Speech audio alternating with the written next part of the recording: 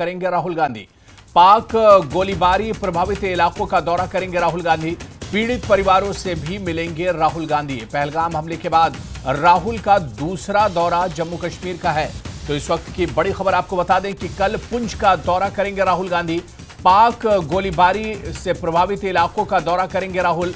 पीड़ित परिवारों से भी मुलाकात करेंगे राहुल गांधी। पहलगाम हमले के बाद राहुल का दूसरा दौरा है जम्मू कश्मीर का। आपको बताते चलें कि भारत पाकिस्तान तनाव के बीच पाकिस्तान ने नापाक हरकत करते हुए पुंछ पर जबरदस्त गोलीबारी की थी। जो रिहायशी इलाके थे उन पर पाकिस्तान ने काफी ज्यादा फायरिंग की थी। और अब कांग्रेस लीडर राहुल गांधी पुंछ का दौरा करेंगे। कहा जा रहा है कल राहुल गांधी पुंछ का दौरा करेंगे। पाक गोलीबारी प्रभावित इलाकों का दौरा करेंगे राहुल गांधी।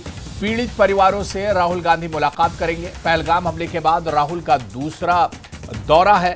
और आपको बताते चलें कि सीज फायर समझौता होने के बाद लगातार जो सियासी पार्टियां हैं वो प्रभावित इलाकों का दौरा कर रही हैं।